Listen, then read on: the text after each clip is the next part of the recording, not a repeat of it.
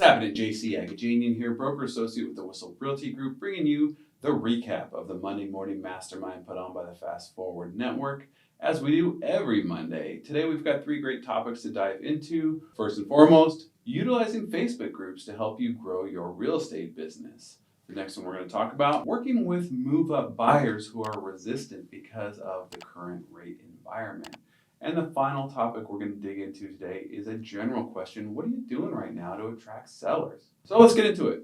Facebook groups. Before we dive too deep, first let's talk about it. You can actually go in and take advantage of other people's groups, but in an ideal world, you're making one from scratch or possibly changing one that you've got into a new purpose, right? And so what I mean by that is maybe you've dove into this subject for a while. You've actually got a group that, seems to be doing well, but you're not really getting any business from it, but people are exchanging ideas and sharing things that are happening in the community. Well, one tip we got this morning was to consider changing that from a simple local group where people share what's going on into one where people are moving into your hometown. So moving to Memphis or something like that could be the name of a group for someone who lives in Memphis.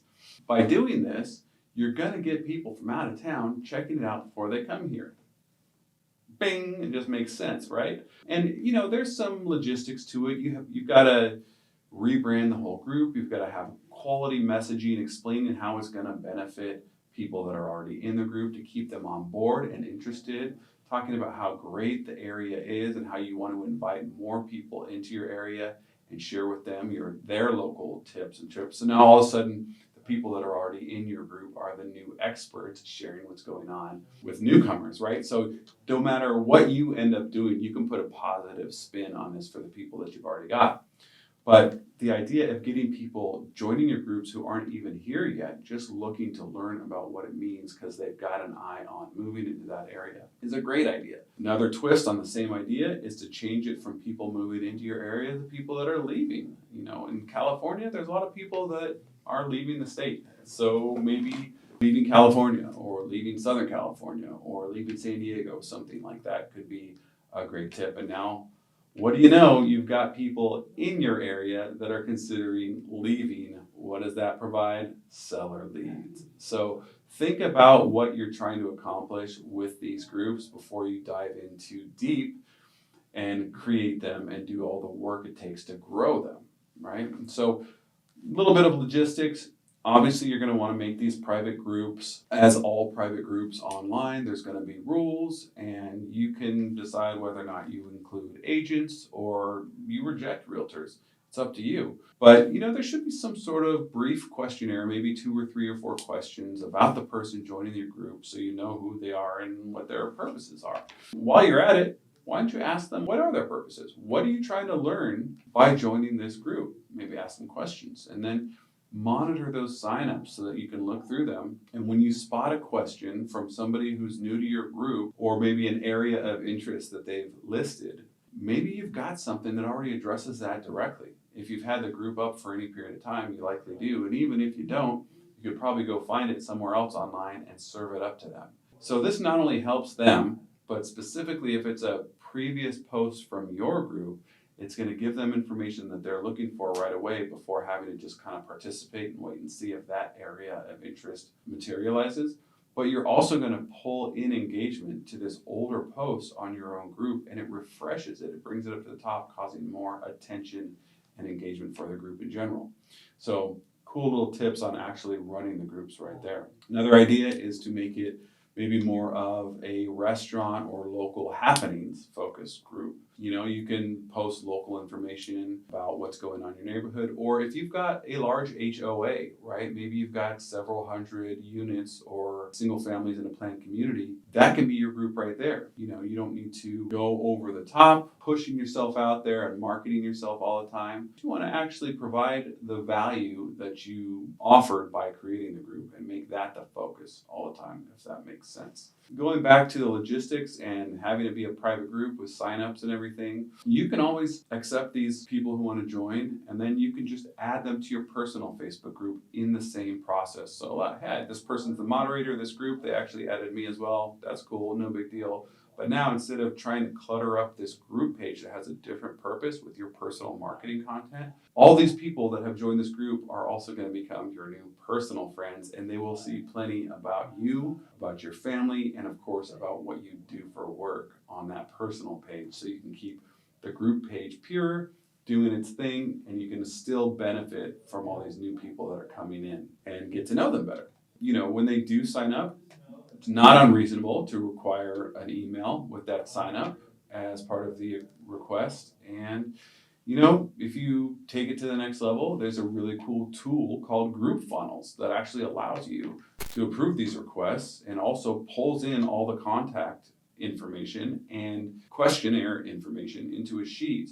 And you can do what you will with a spreadsheet there at that point. So Group Funnels is something to check out if you have a mind to take advantage of these ideas. Another great tool that is actually part of Facebook that you can use, and there's analytics in there. And so you can go in and you can look at all the various posts, all the different content, all the conversations that are taking place within your group, and you can use it to your advantage to know really what kind of content people are engaging with and they actually care about, and what kind of content that they don't and pretty much got ignored. So then you can just do more of this and less of that, right? There's no reason to guess. Just follow that data and let it lead the way. Another little detailed or logistical tip on this is to use Zapier. Send them an intro email, because now you're going to get that as part of your sign up. You can give them helpful information. Maybe you've got a list of businesses that happen to be local, happen to also be participating in this group, and now you're not only providing something of value to this new group member, but you're also providing something of value to the people who have already joined the group, the people that are in your community, by offering them referrals should this person ever need them in the future. Now they feel like they are in contact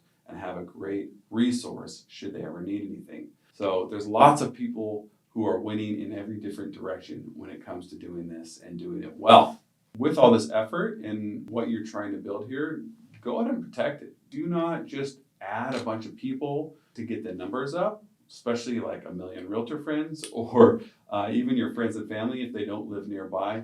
You want to keep the integrity of the group as solid as possible and keep it as organic as possible. So just really people that are going to benefit from the content and the types of conversations that are taking place in this group. You don't want to flood it with people just to kind of artificially pump the numbers up. Speaking of pumping the numbers up, you want to build maybe a new group or have a small group that you've got an old one and you want to make it grow. What are you going to do? One great idea is to give away some free stuff. But this is another way to create multiple wins on different levels, right? So go to some local business owners, some restaurateurs, whoever it is that's nearby that exists within the confines of the local geography that the group represents. Even better yet, these people are already in the group. If they're not, you could still go to the business owners and say, listen, I'm running a raffle, give some things away. I'm happy to pay for them. I wanted to see if you'd be willing to join the group too. We love as many contributors as possible, and maybe you can benefit from it as well. So now you're actually going in and you're making friends and meeting business owners. You're helping them. And oh, by the way, who has money to buy and sell homes? Usually it's business owners. So it just spins in different circles, and it's great all the way around. Now, once you actually give those things out, you got to run the raffle. It can't be full of crap, right? You got to run it. You got to give things away, but celebrate the winners. Ask them to post photos into the group. Talk about what's going on and that they won this gift certificate to the local pizza shop or whatever the case may be, right? And finally, we've got one last idea for a topic of a small group, or it could be large, a local Facebook group. Buy nothing. The local community of people are willing to just give things away for free, right? It sounds kind of crazy until you think about it a little further. I've got a family of 5, and there are regular times where we're just going through bedrooms and playroom and we're just collecting stuff, saying this house is cluttered. We got to get this stuff out of here. And it may not really be trash. It may be in decent shape and you feel bad throwing it out, and maybe you don't really want to make your way over to the Salvation Army or to the local location to give it away. Hey, this buy nothing is a great way to go about that. And lots of people, first of all, get satisfaction from giving something away instead of tossing it. And other people who are receiving it are eternally grateful. Not only is this a win-win for a group, but the person giving something away feels good about it. The person receiving something is stoked. And then now there's a new relationship that stands to be formed from these two people meeting up and exchanging. So buy nothing is another great topic for a local Facebook group. And that's that topic. We're going to move on to move up buyers. Gosh, I'm hoping that you have encountered this situation already, because if you're not, maybe you're not having enough seller conversations. But the idea is I've got a lot of equity in my home. I'd love to move up to a buyer home or to a bigger home, but I just can't get my head around taking that 6.5% rate when my current mortgage is at 2.5 or 3%, right? Like that's the idea that we're dealing with. The move up buyer who's got a rate objection. As usual, we need to back up and focus on the real motivation before focusing on the fact that rates are higher now. So it's always get to the motivation. What is the big why that someone is willing to upload their life and move it somewhere else? Because it's not fun moving. We all know this. Selling a house is stressful. So there needs to be a strong why no matter what. But now we need an even stronger one to overcome this additional objection that hasn't existed for a long time. Really figure out what that is and what the need is for this move and make sure that it's strong enough. So we need to go back to the basics. What is the pain point of staying put versus the pain point of moving with higher rate? What is the motivation going on here? What is driving someone to even have this conversation with you right now? In some cases, you're going to overcome that objection and you're going to be off to the races. But as you know, in most cases, it's not an event. It's a process working with sellers. So you need to position yourself to be that agent that stayed in touch with them until that pain imbalance is high enough to get them off the fence and moving forward. You got to play the long game and you've got to come from contribution, and we know this, and it's never more important than the circumstances we're in right now. Another idea, and this is kind of just, using the old noodle here, like what about focusing on people who purchased 5 to 6 years ago? What about isolating that type of potential seller as a target and going after them? Why do I say this? Because chances are they never refinanced their home. Rates were the same as they are now 5 or 6 years ago, before they took a dive and before the lockdowns happened and the government threw billions of dollars into the economy. Before all that happened, rates were kind of where they are now. It's very likely that plenty of people didn't want to gather up their tax returns and their pay stubs and get their credit pulled and go through all the rigmarole to do a refinance. Seems kind of silly, but it's very realistic. Maybe that is a target of people that you can go after. If you find those people, the whole rate objection doesn't exist because they're going from pretty much the same rate they had then to the rate they've got now. And maybe they kind of feel like they're kicking themselves for not taking advantage of it in the meantime, but here they are now and they're ready to make a move. Another tactic. What if you go ahead and partner with your title rep and you find a great list of people who are 55 years of age or more, and these are sellers who can utilize Prop 19. Now, that's what we call it in California. I'm not sure what it is in your state, but in California, Prop 19 allows people 55 and older to transfer that old tax base into their next purchase one time in their senior life. So that's a great segment of the population to go after. And it takes a lot of the sting out of the potential negative thought of having these higher rates. Frankly, a lot of these people are going to be coming with all cash or mostly cash because of all the equity they've had from living in this other home for so long. We always want to focus on the mindset. When you're trying to be a salesperson, helping someone to realize that it is a good time to buy, do you really believe it? Let's peel back the curtain a little even more and understand what's going on in your own mind. Do you believe that now is the best time to buy? My perspective is rates have bounced up, values have come down. Now you can buy at these lower prices before they continue going up again, because rates will drop again. And when that happens, buyers will come out of the woodworks, and then there will be even more demand than there is now. We've already got supply issues that's not meeting the current demand. It's going to go crazy. If you don't believe this, I'm open to hearing an argument against it, but it only makes sense to me, and I'd love to hear what you think about that. Change the mindset. If you honestly can understand those few points that I just put together, it will help you get behind encouraging someone to make a move and not feeling salesy or sleazy about it, because it genuinely is a good idea.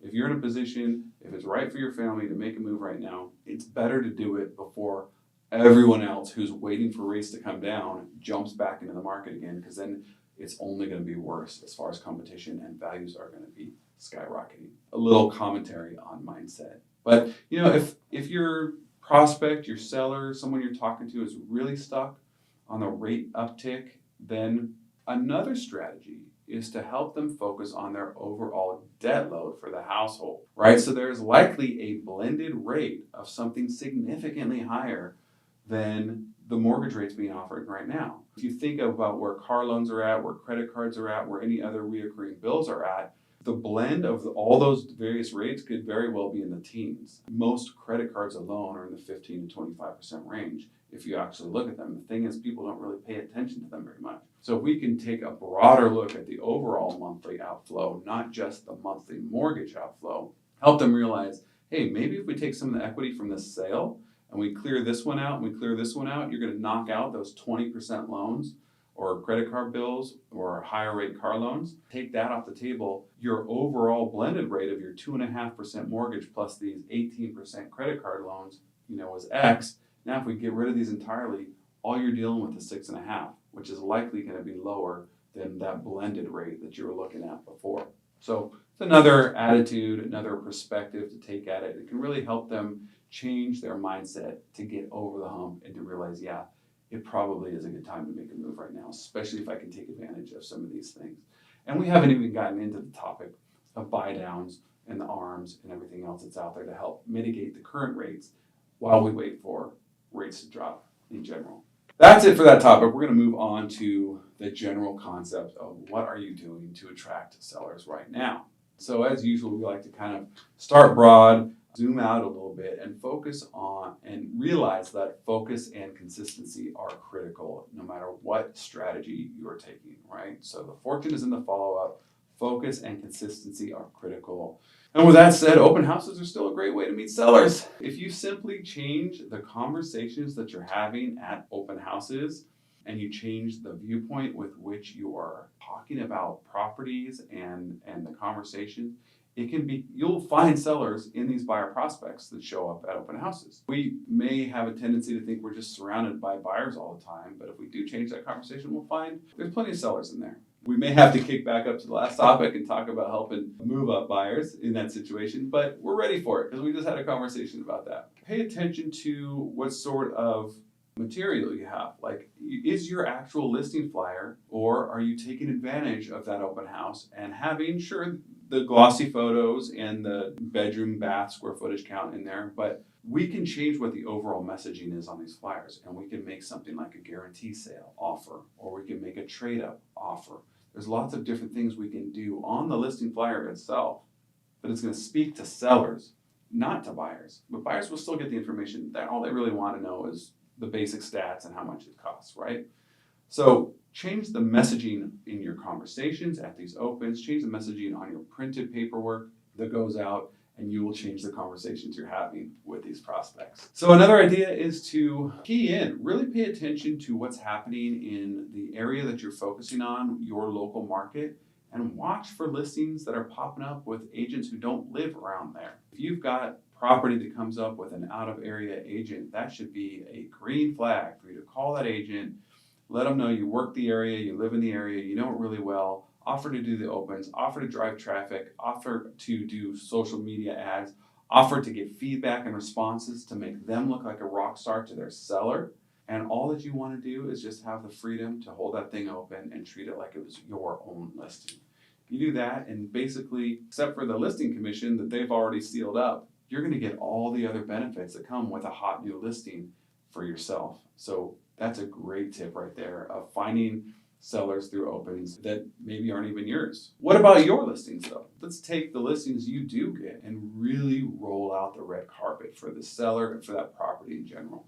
You want to make this thing a rock star rollout, providing all the different things that you do if you were to do 100% of your checklist, right? You're going to do the door knocking, you're going to do the phone calls, you're going to do the social media ads, you're going to do the flyers, you're going to have a big neighbors only, you're going to maybe have it catered or do some things like that. You're going to do a special neighbors only separate from the public open. Just pull out all the stops right now, because if you get a listing in this market, you know it's gold. So it's worth putting more time and effort into it, because in the end, you're going to be basically on display. You're the one on stage here showing all the rest of the neighborhood what you do to get a home sold, And if you go all out, you're definitely sure to raise some eyebrows and get some attention by doing it. Another topic, another concept, kind of an idea that seems subtle to pay attention or to get a hold of seller listings right now is to simply pay attention, listen carefully, and take action. So an example we heard this morning was if maybe you're passing by and you hear one of the neighbors say something like, yeah, I've thought about moving, but I haven't had time to get boxes and really get started. It just seems like such a hassle. I mean, you could hear that and keep moving, or you could hear that and you can go out and you can spend your own money on a bunch of boxes and you can turn around and come right back home and knock on that door and be like, hey, here you go. You said that was a hassle. I got that. No big deal for me. I help people do this stuff all the time. That person got a $2.5 million listing from doing something simple like that. Another idea, an agent talked about having kind of a preliminary listing appointment. It wasn't full-fledged, ready to go, but the objection was the easiest in the world. It was just a little old lady who was overwhelmed with the concept of actually cleaning out her entire home, getting it really nice and neat and presentable. And it's like, really? That's all it took? Get on the phone, call my cleaning lady. Hey, when can you be out here? Let them know, hey, this Wednesday, someone's going to be out here. You don't need to lift a finger. This place is going to be spick and span. That's a deal sealer right there. You got it done. So listening carefully, paying close attention, but then also taking action is a great way to hear those opportunities and turn them into deals that might not have been otherwise.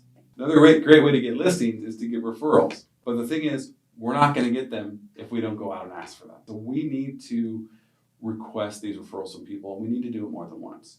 And the key is in the setup, right? So you're sitting down on a buyer consult or you're in a listing appointment and you've got someone who loves what you have to say. You meet their needs, they're ready to sign on the dotted line and move forward. At that time, just make your intentions known. Listen, part of my job here is to do such a great job for you that you're going to be really happy with the work that I've done, that you're just going to automatically want to tell your friends and family about me and my services in the future, because one of the core pillars of my business truly is referrals from friends, family, and past clients. When the time comes in the future, is it okay if I follow up with you and see if maybe you've got anybody in mind that you could refer me? And that's a very easy question. They just decided that you're the one for them. So you're just making it known. This is kind of the way I operate. And then when you follow up in the future, hey, I was just calling to see if you got anybody in mind. I talk about referrals all the time. You think you know somebody who might be looking to sell their place or maybe make a move, and then you can make that a regular habit. And it's not weird because you had a conversation about it and you move forward. That is all we've got today. I hope that the topics and ideas were helpful for you, but more importantly, I hope you found something that's not just cool to hear, but you can take and implement into your business right away. Feel free to reach out with any comments or questions and below, and I look forward to talking to you soon.